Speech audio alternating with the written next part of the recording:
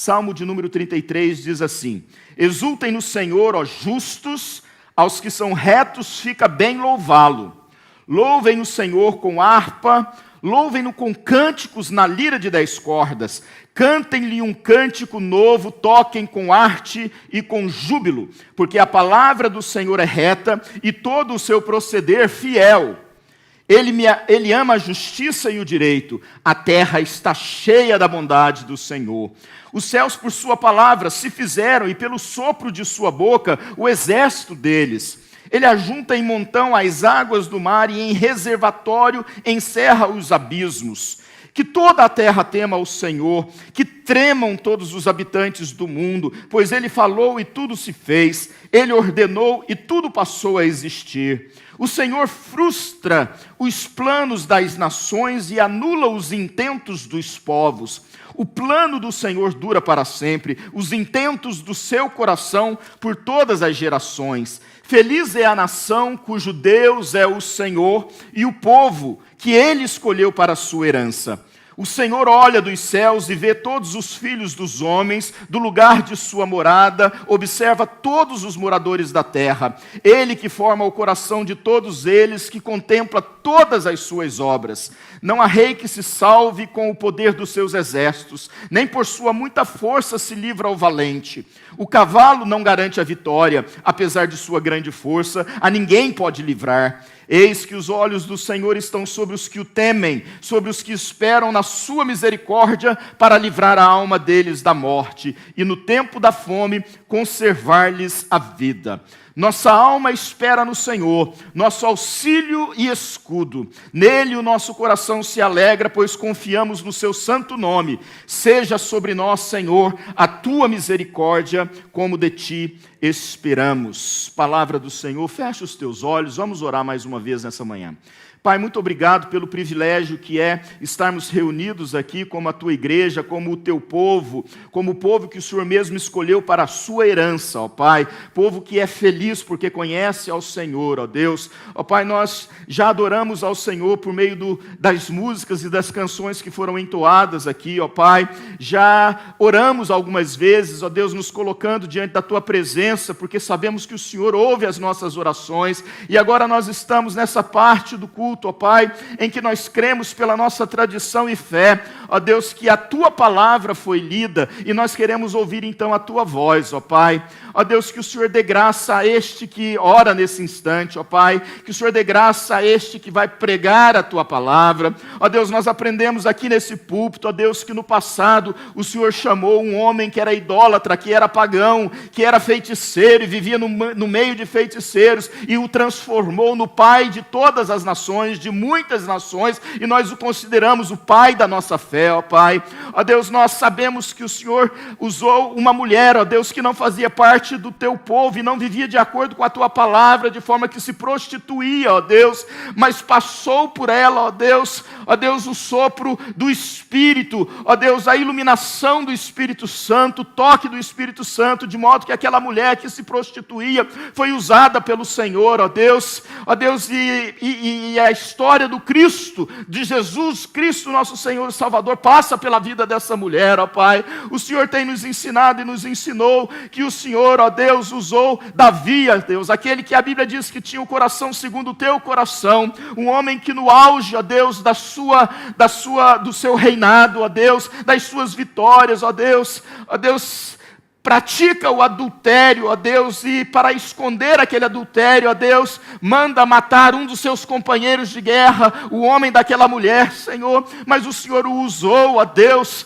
ó Pai, e nós estamos aqui hoje, poderíamos referir-nos a muitos outros personagens da Bíblia, e nós estamos aqui hoje, não porque merecemos, não porque somos dignos, eu não sou digno de estar aqui em cima, os nossos irmãos não são dignos de estarem ali embaixo, nós não somos dignos, ó Deus, de fazermos parte do teu povo, de termos relacionamento com o Senhor, mas aprove ao Senhor, ó Deus, nos escolher, ó Pai, como diz a tua palavra nesse texto que acabamos de ler, e nós estamos aqui, de modo que nós precisamos de graça, Senhor, nós precisamos de graça para proclamar a tua palavra e para ouvir, entender e receber a tua palavra. Fala conosco em nome de Jesus. Amém. Meus queridos irmãos, esse texto, esse salmo, ele é um salmo cujo autor é desconhecido. O título que ele traz aí na Bíblia, na sua Bíblia, na minha Bíblia, é um título que foi inserido posteriormente, não foi retirado dos escritos originais, porém, ele é um texto maravilhoso, ele é um texto lindo. Eu confesso para vocês que o que Deus colocou no meu coração já há algum tempo, e eu queria trazer essa palavra para os irmãos, eu queria fazer usando apenas um versículo, que é o versículo 12, como feliz é a nação cujo Deus é o Senhor e o povo que Ele escolheu para a sua herança. E trabalhar um pouco dessa questão da nossa felicidade diante de Deus e não diante dos homens, num mundo tão complexo e confuso que a gente vive, com as suas polarizações políticas, com a divisão de conceitos e tal. Mas eu fui mergulhar no texto. E é impossível você não entrar no texto e não querer estudá-lo por completo e ficar só naquele versículo, né? Então, na verdade, nós vamos fazer uma exposição completa desse texto, e evidentemente que a gente vai falar sobre esse versículo 12 de forma muito especial, trazer uma mensagem para o teu coração, de alerta, de desafio, e é isso. Então, pensa comigo o seguinte: se eu fosse dar um tema, eu não costumo dar mais temas, títulos às minhas pregações. A Raquel me liga depois, quando ela vai postar a pregação de domingo, fala: pastor, qual que é o título, qual que é o tema? Eu falei: não tem.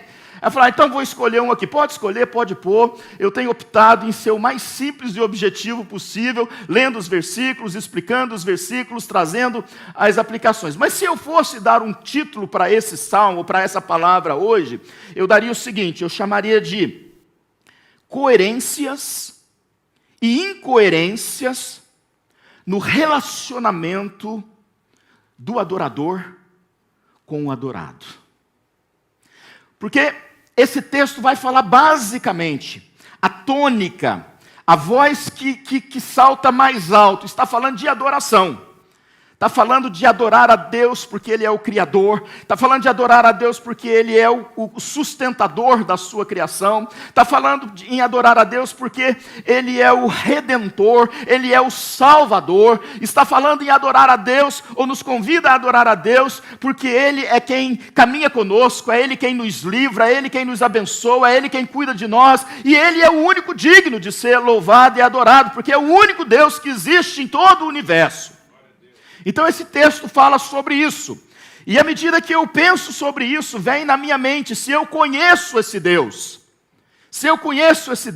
o meu relacionamento com Ele e a minha vida, o meu dia a dia, não apenas quando eu estou aqui na igreja, mas quando eu estou em quaisquer lugares, esse meu relacionamento precisa ser coerente com a minha adoração, ele precisa ser coerente com o que eu conheço de Deus. E muitas das vezes nós não somos coerentes, porque o nosso louvor e adoração flui da boca para fora, mas não flui do nosso mais íntimo para fora. E aí nós encontramos algumas limitações, ou alguns problemas, ou algumas incoerências no nosso relacionamento com Deus. E daqui a pouco nós vamos entender isso melhor. Eu estou apenas fazendo uma introdução.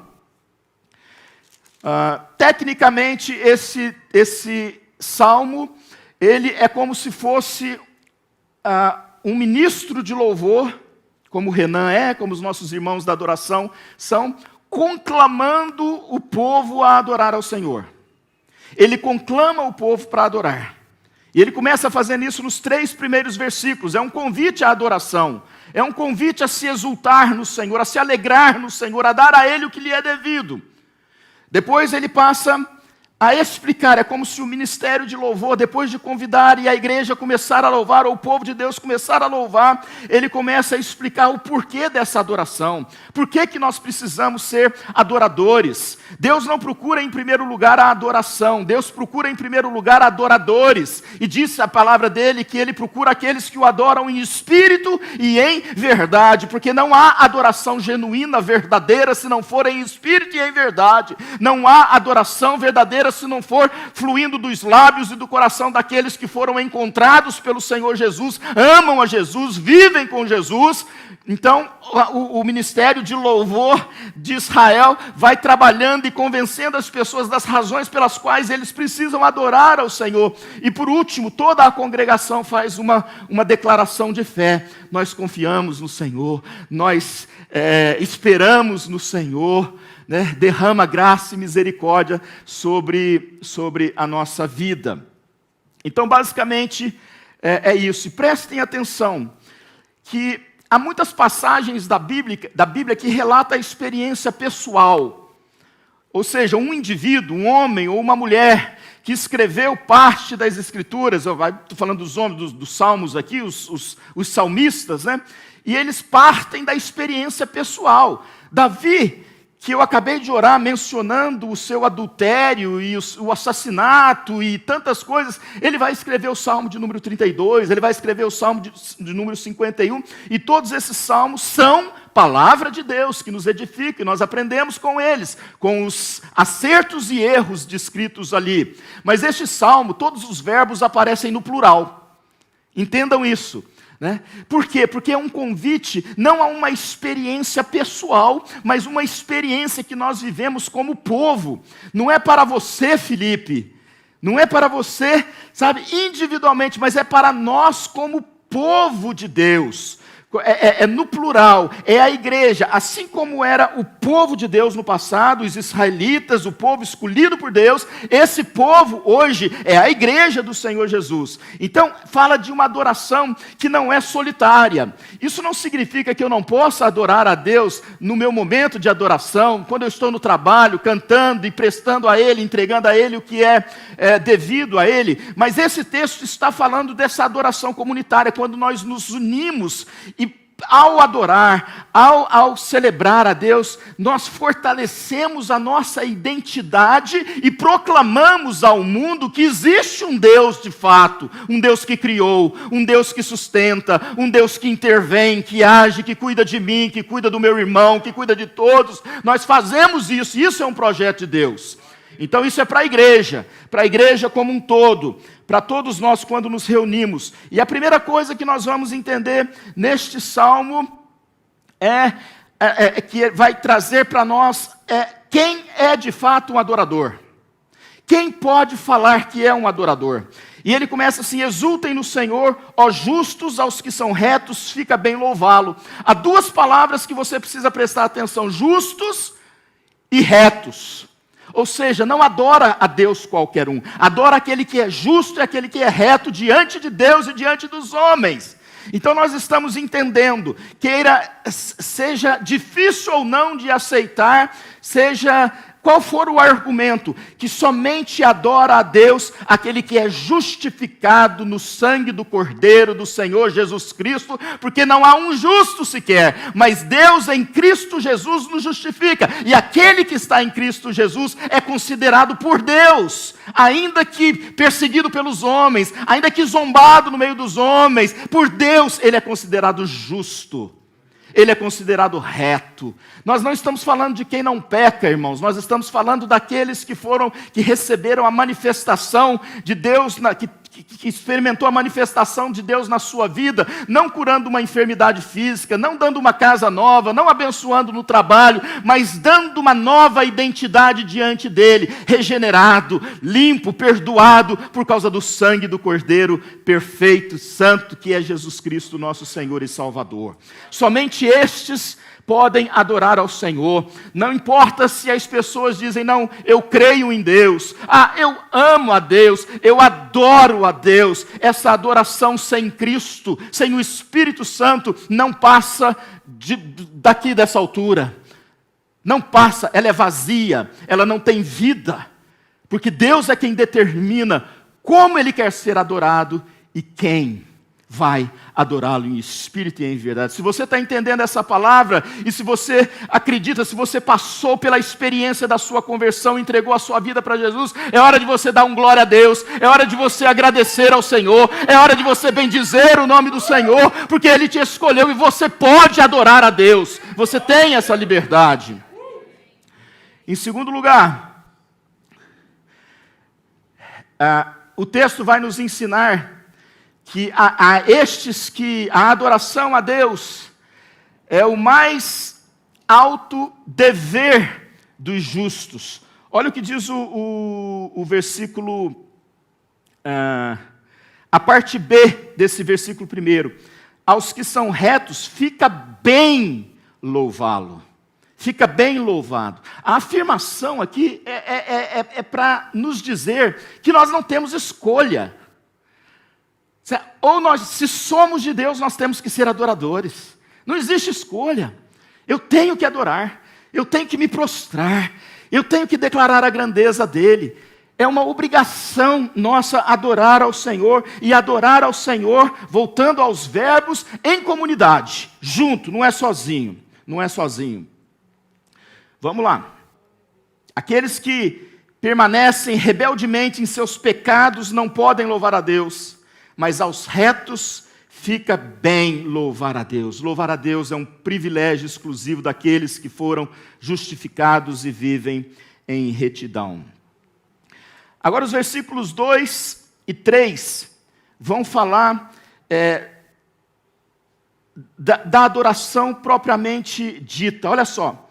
Louvem o Senhor com harpa, louvem-no com cânticos na lira de 10 cordas, cantem-lhe um cântico novo, toquem com arte e com júbilo.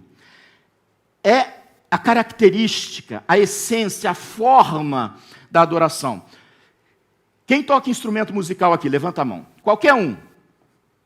Quem não toca nada, gente? Só galinha na estrada, né? Tem mais gente que não toca nada do que toca, né? Aqui está falando, esse salmo é a primeira menção na Bíblia de louvar a Deus usando instrumentos musicais. Primeiro lugar que se menciona no livro dos Salmos, melhor dizendo, é esse salmo aqui, né? Então, quem não toca, e aqui está falando de música. Está falando de música, não está falando da adoração na oração, no louvor, está falando de música mesmo, vamos quebrar tudo. Com muitos instrumentos musicais. Menciona os instrumentos que havia naquela época, mas hoje há um circo. Mas a gente tem palmas. A gente não sabe tocar nada, mas a gente pode, não pode? Vamos cantar uma antiga aqui? Me ajuda aí, Jaci? Celebrai com júbilo ao Senhor, todos os moradores da terra. Servi ao Senhor com alegria, apresentai-vos a Ele com cânticos, sabei que o Senhor é e eterna a sua bondade e a sua fidelidade, de coração em coração, de geração, aleluia, glória. Eita, tem gente da velha guarda aqui, ó. Vamos lá, gente, solta a voz. Glória, aleluia.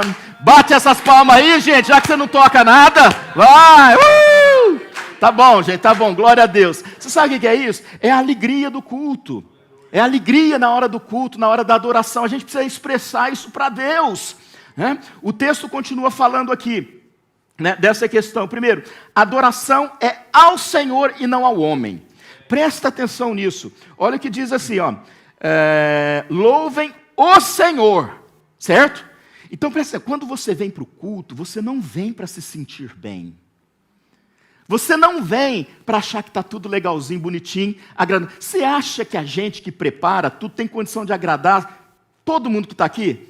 Não tem, gente. Tem gente que reclama que o som está alto, outro fala que o som está baixo, outro fala que só canta música em inglês, outro fala que só canta música em português, outro fala que só canta música nova, outro reclama porque esqueceu os hinos, entendeu? Não dá para agradar todo mundo, mas no momento da adoração, a gente precisa estar conectado, e não é o que eu gosto, eu não venho à igreja para eu ser adorado, a adoração é a Deus. Então muda essa mentalidade em nome de Jesus. Entendeu? Esse negócio de ficar pipocando aí de um lado para o outro para achar um lugar que eu goste, né? Não precisa disso. Quando você entende que você vem para adorar, meu irmão, é completamente diferente, né? Aqui fala que ela é apresentada com cânticos musicais, por isso que eu brinquei um pouco aqui, né? Porque nós podemos adorar, eu falo, música é uma coisa, louvor é outra coisa, mas a Bíblia nos mostra como a música faz parte da adoração e do louvor. Eu creio que a música, a gente nasce com esse negócio de música, né? Tá até na moda que a mulher grávida passa a gravidez, põe música para o bebê ouvir, que acalma, que gera gera inteligência, né? Então não tem como fugir. Eu não estudei nesse salmo aqui a história da música, eu nunca estudei música, né? Mas eu sei que faz parte, né? Então a música é um instrumento poderoso que Deus colocou diante de nós para a gente adorar ao Senhor, para a gente louvar ao Senhor, para a gente guerrear as nossas batalhas. É arma de batalha, é arma de adoração, é arma de louvor, é arma de batalha, é para tudo quanto é coisa que serve, entendeu? Então, por isso que tem aquela música, né? Tá sofrendo, cante, louve. Aí, falei que não. Tá? Do louve. Do louve, seu louvor. Deus vai na frente. E eu cantando atrás. Entendeu? É assim, ó. Ele está indo na frente e eu estou atrás cantando. Eu estou atrás louvando. Agora bem forte.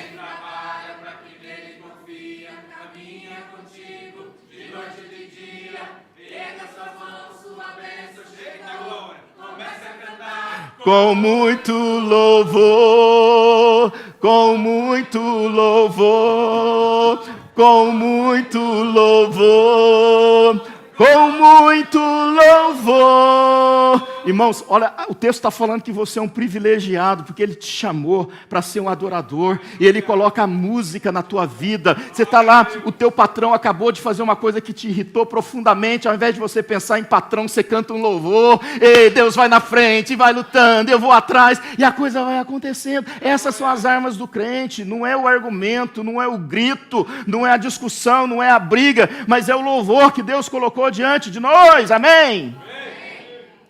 Amém. O que mais?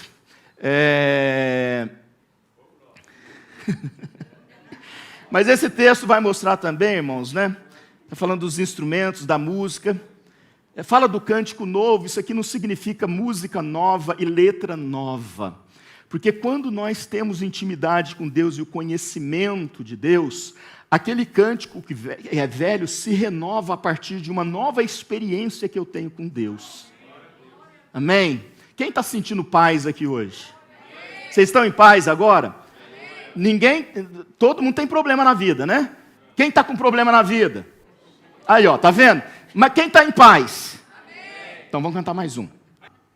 Essa paz que eu sinto em minha alma, não é porque tudo me vai bem? Não é porque tudo me vai bem. Essa paz que eu sinto em minha alma, é porque eu amo o meu Senhor. É porque eu amo ao meu Senhor. Agora, homens e mulheres, homens comigo. Não olha a circunstância, não, mulheres. Olha o seu amor, não me guie por vistas, alegre estou. Ajuda aí, Elô. Não olha as circunstâncias, olha o seu amor, não me guio por vistas, alegre estou. É uma música antiga que pode se renovar no momento da nossa vida. Isso não significa que não pode ter música nova. Olha, a gente canta música nova todo dia, né? Mas olha que privilégio que o Senhor nos dá. E por último, nessa cara da adoração, vem uma coisa muito importante. Diz o versículo 3, parte B: toquem com arte e com júbilo. Com arte e com júbilo. A versão anterior do Almeida fala: tangei com arte ao Senhor. O que está falando isso? Qual que é o princípio que está por detrás desse versículo? Aqui está falando da música especificamente, e que ela precisa ser bem tocada, bem executada, bem cantada. Para isso tem que ser muito ensaiada, tem que ter dedicação. Nem todos foram chamados para cantar no altar. Deus chama porque não é só cantar, aqui tem que ser um cantor e um adorador. Né? O meu filho falou assim, pai, quando o Felipe toca a bateria lá, ele fica dando uns gritos lá atrás. Por que ele faz isso? Não, o Felipe está aqui, gente, baterista de hoje, né? Falei, porque ele não só toca a bateria, ele adora o Senhor quando ele está no altar, entendeu? E a adoração, quando a gente se envolve profundamente na adoração, irmãos, é difícil, por mais que a gente tenha uma personalidade introspectiva, a gente seja tímido, mais cedo ou mais tarde a gente vai dar um grito assim, que a mulher do lado vai assustar, esse é meu marido, o que está acontecendo? Né? Então, porque a gente não está acostumado, mas é isso, né? Mas tem que ser bem feito. Qual que é o princípio? Tudo que nós fazemos para Deus, tudo que nós entregamos para Deus, tudo que nós trazemos ao altar do Senhor, tem que ser o nosso melhor e com excelência. Deus não quer qualquer coisa, irmãos. Deus não quer gente que tem boa vontade apenas, sabe? Tem que ter, então, cada um de nós tem um dom, ou às vezes até mais de um dom. Cada um de nós tem um lugar na igreja, no corpo de Cristo. Lamentavelmente, é a regra dos 70-30. 30 exerce o dom e 70 vai de carona, porque não faz nada. Presta atenção nisso, tá? Então, mas um é para música. Não interessa se eu estou aqui no altar, não interessa se eu estou lá no estacionamento, não interessa se eu preciso abrir a porta para o meu irmão chegar e recepcioná-lo, não interessa se sobrou para mim hoje desentupir a privada. O princípio por detrás é essa excelência com a qual nós servimos ao Senhor em qualquer coisa que Ele nos dê para fazer, irmãos. Então vamos aí, vamos botar a mão no arado. Agora, a partir do versículo 4, né? Deus é digno de ser louvado por causa da... Por que eu tenho que louvar? Por que eu tenho que adorar? Primeiro, por causa da sua palavra. Olha, a palavra do Senhor, ela é reta. A ideia de reta é que ela não é falha, ela não é mentirosa, ela é acertada. O que Deus fala na sua palavra se cumpre, o que Ele promete, Ele cumpre. Se Ele não fala, Ele não tem compromisso com isso, mas a palavra dEle não é como a palavra do homem. O homem fala uma coisa hoje, amanhã ele muda de opinião, depois de amanhã ele muda de novo, depois ele volta para a primeira, escorrega na segunda, e depois ele desiste, já não sabe mais nem o que ele fala. Mas a palavra de Deus, ela é justa, ela é reta, nós podemos confiar, e diz que todo o seu proceder é fiel. O que é o proceder? São as atitudes, é a maneira como ele age. Será que nós podemos confiar no homem? Será que nós devemos confiar no homem? A própria palavra diz que não. Maldito é o homem que confia no homem. Isso não significa que não temos amizades, isso não significa que nós não trocamos ideias, mas a nossa confiança está naquele que a gente sabe que é fiel e não pode falhar jamais. Jamais. Sabe qual é a incoerência, irmãos? Quando a gente louva, quando a gente declara isso, né? Mas nas nossas relações, no nosso dia a dia, quando a gente perde algo nos é tirado, existe a possibilidade de eu perder se eu tomar uma decisão, que é a decisão acertada para a minha vida, eu tenho medo. Mas por que eu tenho medo?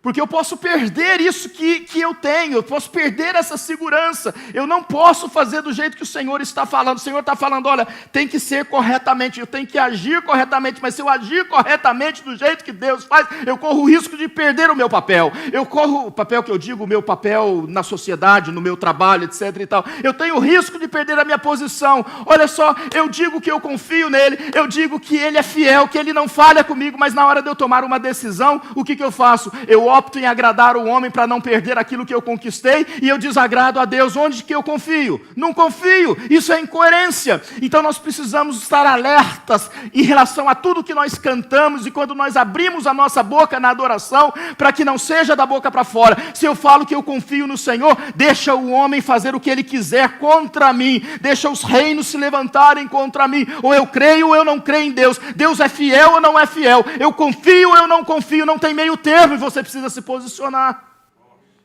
Deus não precisa de jeitinho brasileiro para abençoar a minha vida e a tua vida. Ele é fiel, e Ele quer que nós sejamos também fiéis, ainda que imperfeitos como nós somos. Versículo 5, parte A, diz que Ele ama a justiça e o direito. Eu louvo, eu adoro a Deus porque Ele ama a justiça e o direito. Às vezes nós temos a sensação que nós estamos sendo enganados, às vezes nós temos a sensação que nós estamos sendo, como é que chama aquele negócio? Trapaceados. Às vezes a gente tem a sensação de que as pessoas não estão sendo justas conosco, e nós precisamos entender. Eu sei que existem recursos para a gente brigar e que são lícitos, porque a Bíblia diz que toda autoridade é constituída por Deus. A gente tem que honrar os juízes que julgam as nossas causas. Isso não é humano, isso é divino, isso é um canal divino, e é uma forma que Deus usa, tanto para fazer a justiça dele, como também para punir aquele que foi injusto e cometeu o pecado, tá certo? Então Deus levanta, assim como Ele levanta os reinos, o presidente, o não presidente, o governador, o prefeito do condado, etc. e tal. Então nós precisamos confiar que, a despeito de todas essas coisas que estão diante de nós, existe um Deus que ama a justiça. Existe um Deus que ama a justiça. E existe um Deus que ama o direito. E aí vem dizer, por que mais nós precisamos louvar e adorar ao Senhor? Porque a terra está cheia da bondade do Senhor. Está cheia da bondade do Senhor. Irmãos, está mesmo? A gente vive num mundo hoje que está aí falando em terceira guerra mundial, em guerra virtual, em guerra biológica, que parte da Rússia com a Ucrânia, não sei o quê. Deixa eu explicar uma coisa para vocês. Deus colocou no meu coração que quando eu ligo para alguém que está fazendo aniversário na igreja, é para eu ministrar o seguinte, e alguns aqui são testemunhas disso, porque eu falei isso e orei isso. Olha, a despeito dos problemas e lutas que nós enfrentamos na nossa vida, a gente precisa entender que a vida é boa. Ela é boa. Tem problema, tem luta, tem desafios, mas é boa. Deus criou a vida, Deus nos trouxe à existência, e nós não podemos dizer que a vida é boa. Há momentos difíceis, e por isso nós devemos ser gratos e adorar a Deus por cada dia de vida que Ele nos concede, por cada ano de vida que Ele nos permite contemplar, mesmo que esteja difícil, mas a gente vai, a gente adora, a gente bendiz o nome do Senhor, e diz, Senhor, obrigado pela vida, eu estou aqui. Está difícil hoje, mas o crente, o adorador, ele sabe que essa dificuldade hoje pode ser transformada hoje mesmo no poder do Espírito Santo, ou amanhã. Deus tem um plano, Deus não é cego, Deus vê, Deus acompanha, Deus faz a diferença na nossa vida, e a gente precisa crer nisso. Amém? Então a vida é boa, a vida é boa, mas só consegue ver a bondade de Deus sobre a terra aquele que tem olhos espirituais. Quem não olha com os olhos do Espírito, os olhos da nova criatura, do justificado, é que consegue ver a bondade de Deus. Então, irmãos, é hora da gente parar. Ontem um irmão deu testemunho para nós aqui rapidinho, na conversa de homem, dizendo, olha, eu tenho pedido para Deus me encher com o Espírito Santo, para Deus me mudar, e uma das coisas que eu coloquei no meu coração é o seguinte: eu não quero reclamar de nada mais. Não quero reclamar de nada mais. Irmãos, como nós reclamamos de tudo da vida, de tudo. Se a gente não tem nada, a gente reclama. Se Deus abre as portas, dá um business próspero, a gente reclama, porque tem muito trabalho, porque empregado está não sei o quê. Se a gente está duro, a gente reclama. Se Deus abençoa, a gente passa a ter dinheiro, a gente reclama, porque o irmão fica sabendo, vem pedir emprestado dinheiro, aquela coisa, sabe? A gente reclama de tudo. De tudo. A gente reclama porque está chovendo, né? Mas se também parar de chover, vem a seca, a gente reclama da seca. A gente reclama porque está muito frio, aí a gente sai lá do norte porque é muito frio, vem morar na Flórida, começa a reclamar que é muito quente. Então assim, é uma confusão. Jesus, se não é a graça e a misericórdia do Senhor, estava todo mundo frito. Frito. Vocês estão entendendo isso? Então, glória a Deus por esse testemunho. A gente precisa assumir um compromisso de parar de reclamar da vida e enfrentar as situações, sabendo que o Senhor é conosco e Ele pode nos dar a vitória. Eu vou caminhar para o final, irmãos. Como eu disse, eu não vou conseguir terminar o salmo todo, tá bom? Então eu vou dar um pulo aqui, mas presta atenção. Cadê o salmo? Aqui, eu só vou rapidamente fazer uma coisa aqui. Primeiro, versículo 6. Depois de falar que a palavra do Senhor é reta, o proceder dele é fiel, ele ama a justiça e o direito, a terra está cheia da bondade do Senhor, e isso é o que o Senhor é, né? Agora vai falar do que ele fez. Aí começa a falar, os céus por sua palavra se fizeram. Acabou. A Bíblia diz que Deus criou todas as coisas. Nós somos criacionistas. Vocês entendem isso? Deus criou todas as coisas do nada. Está lá, ele diz, haja luz e houve luz, haja separação e houve separação da terra. Então, nós somos isso, né? Está falando disso. E pelo sopro de sua boca, os céus por sua palavra se fizerem, e pelo sopro de sua boca o exército deles. Que exército é esse? As estrelas. Está falando das estrelas no céu que Deus criou, né? Ele ajunta em montão as águas do mar, mas ele coloca as águas debaixo da terra em reservatórios. Gente, quem é que é capaz de fazer isso? Quando eu era criança lá em Passos, quando eu era criança lá em Passos, eu morava perto do CPN, e era sócio, é o Clube Paciente de Natação. Eu era menino, e aí saía da escola de manhã, ia para casa, almoçava, ia embora jogar bola, né? Eu era craque, irmãos, né, naquela época. E depois ia para a piscina com os colegas. E tem uma piscina lá, que a gente chamava de piscina de 2 metros de profundidade. Tinha de 2, a de 4, tinha trampolim, aquela coisa. E a molecada fervia ali, sempre calor, né? Em frente, ou na lateral dessa piscina de 2 metros, tinha uma arquibancada, porque ali se competia, as pessoas iam para assistir, né? E a gente estava brincando, e eu tinha essa mania, eu acho que Deus já estava falando comigo ali, eu não tinha todo o entendimento, mas eu amava deitar naquela arquibancada e ficar olhando para o céu. Aquele céu azulzinho, azulzinho, azulzinho, e eu ficava pensando, meu Deus, onde é que vai parar isso? Se eu pudesse, né, subir, e ir subindo, subindo, subindo, até onde vai isso? O infinito, né, que se mistura com o eterno. Olha a grandeza de Deus. Os céus proclamam a glória de Deus e o firmamento anuncia as obras das suas mãos. Não é possível não ser adorador, meu Deus do céu. Eu vou contar uma história aqui que parece contraditória com o que eu acabei de falar, que só quem adora é Jesus, mas é apenas uma história para ilustrar.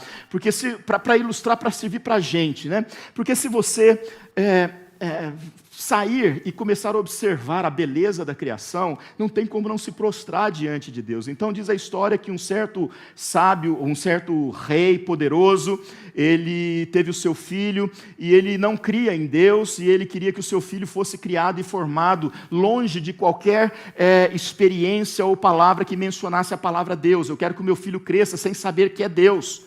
Simplesmente esse conceito não entre na mente dele. Então o filho não podia frequentar a escola, o filho não podia frequentar a sociedade, o filho tinha que ficar trancado, e esse homem fez isso, trancou o filho nesse palácio, nesse reino, e contratou os melhores sábios do reino para entregar a ele toda sorte de cultura, de conhecimento, e assim esse menino cresceu e se tornou um moço. Num determinado momento, eles perceberam que todos os dias, mais ou menos na hora do pôr do sol, 5, 6 horas da tarde, esse menino desaparecia, esse moço desaparecia. E eles foram investigar.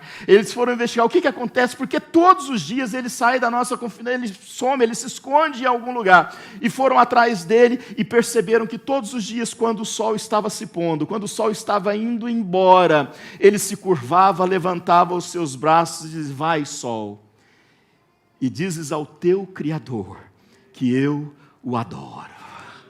Que coisa linda, meus queridos, que coisa linda. Não é bonito, gente? Amém. Então os céus, ele ajunta em montão as águas do mar, e em reservatório encerra os abismos. Olha só, os irmãos sabem que em novembro do ano passado eu fui para o Egito, né, e fui ali conhecer a igreja presbiteriana do Egito, que é a maior igreja presbiteriana no mundo muçulmano. E Deus falou para o pastor Salé: olha, compra aquela terra, uma terra seca, uma terra árida, uma terra distante do mar, uma terra que não produzia absolutamente. Ele falou: eu vou comprar essa terra para quê? Deus: compra porque está barato, compra a terra. E ele, enfim, obedeceu à voz de Deus, e ele comprou aquela terra. Ele tinha sonho de ter um lugar, e criar um lugar para receber drogados, bêbados, porque apesar de ser proibido no Egito, existe muito isso no Egito. Então tudo que a sociedade não aceitava, não queria para a sua convivência, mandava então para esse lugar que ele sonhava em ter. E o Senhor falou: compra aquele lugar. E ele comprou. Aí o Senhor falou: agora pega um aparelho e cava na terra, naquele lugar onde não tinha nada, irmãos. E para extrair água ali de algum lugar, e é por isso que ninguém nunca tentou antes ou quis, o custo era muito grande, porque eram centenas de metros para baixo até chegar a um lugar que tinha água. E ele fura aquele coisa, eu não lembro mais a medida porque eu já esqueci, mas coisa de 5, 10, 3 metros, 3 metros de cavar, aquela água explodiu naquele lugar. explodiu naquele lugar. Deus sabia que ali tinha água, porque Ele colocou os lençóis de água por debaixo da terra. Hoje existe uma cidade em torno do acampamento da igreja. Uma coisa linda. Hoje tem cultivo, plantação. Por quê? Porque Deus fez todas essas coisas, irmãos. Que toda a terra tema o Senhor, que tremam todos os habitantes do mundo, pois Ele falou e tudo se fez, Ele ordenou e tudo passou a existir. Presta atenção agora nos versículos 10, 11 e 12, eu vou parar por aqui. O Senhor frustra os planos das nações e anula os intentos dos povos. Presta atenção, você tem medo de gente poderosa? Deus frustra os planos das nações. Olha por que nós devemos adorar a Deus. O homem planeja, o homem usa dos seus estratagemas para aniquilar outros homens, para prejudicar outras nações. O salmista está dizendo que Deus age na sua soberania e Ele frustra os planos dos homens, mas os seus desígnios e os seus propósitos jamais serão frustrados, porque o plano do Senhor dura para sempre, os intentos do seu coração por todas as gerações. E feliz a nação cujo Deus é o Senhor e o povo que escolheu para a sua herança. Muito bem, deixa eu falar um pouco sobre isso. E há algumas semanas eu estava saindo de casa, indo para o café da Aliança de Pastores, que acontece toda a última quarta-feira do mês, de cada mês.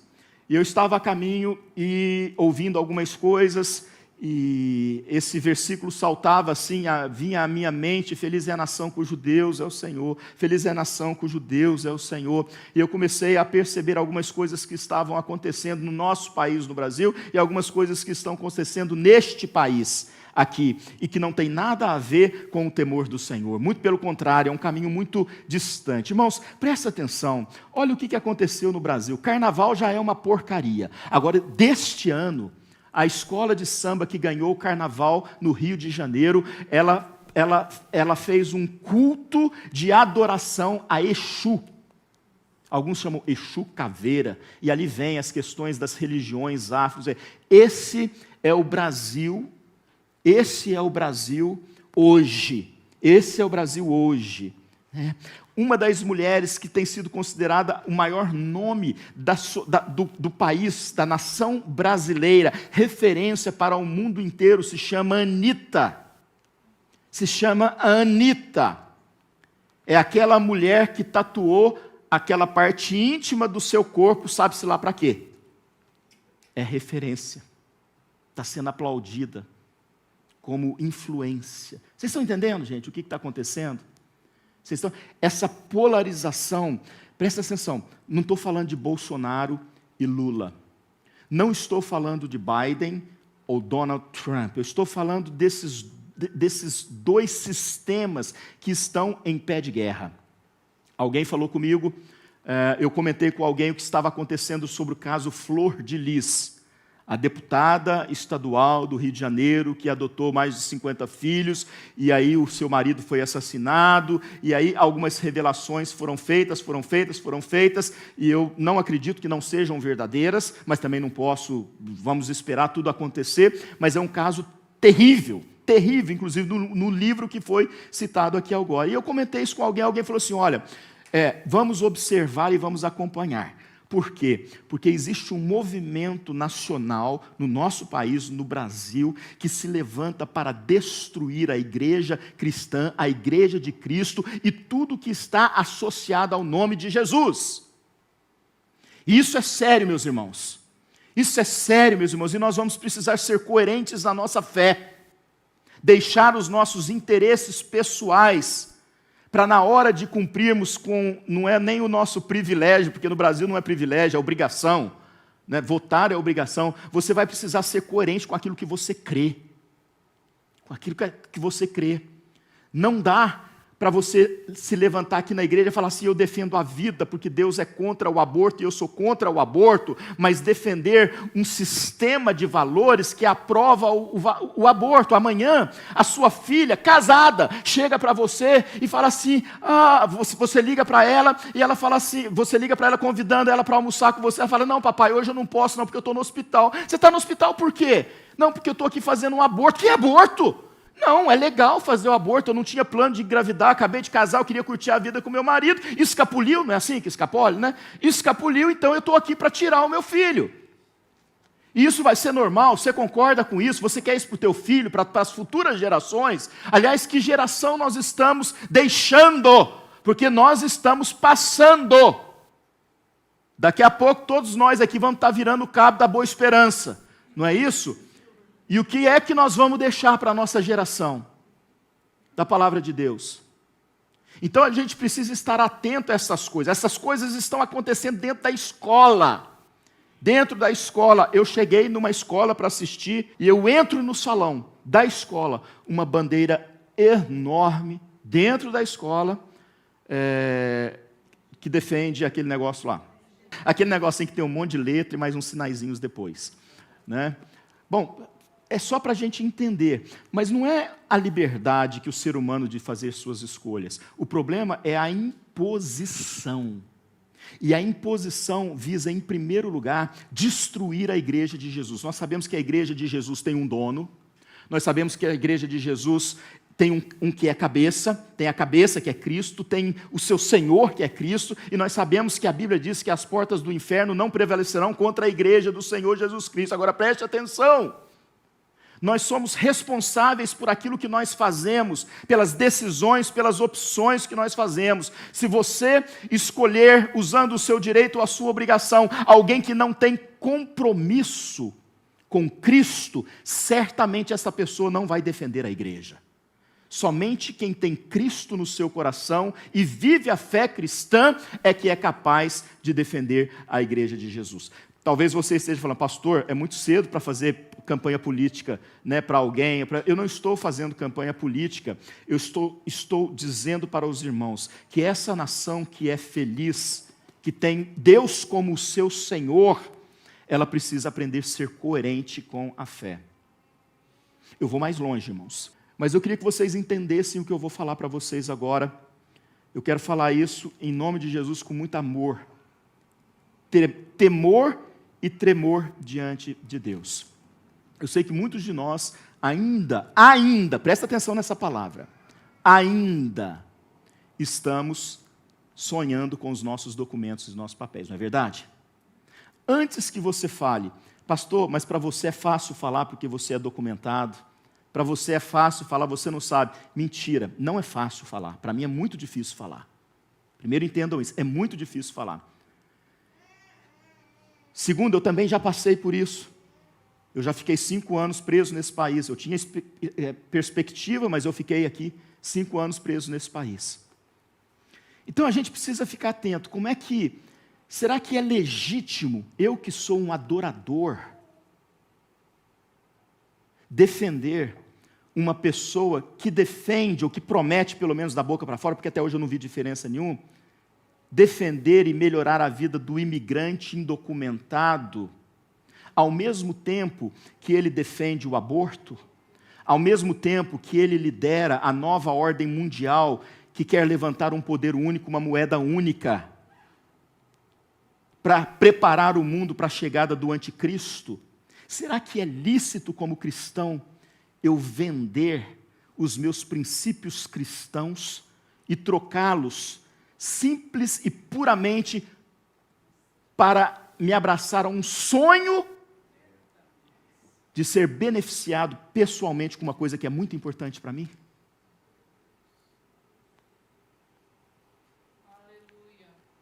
Oh, meus irmãos, a gente precisa se posicionar.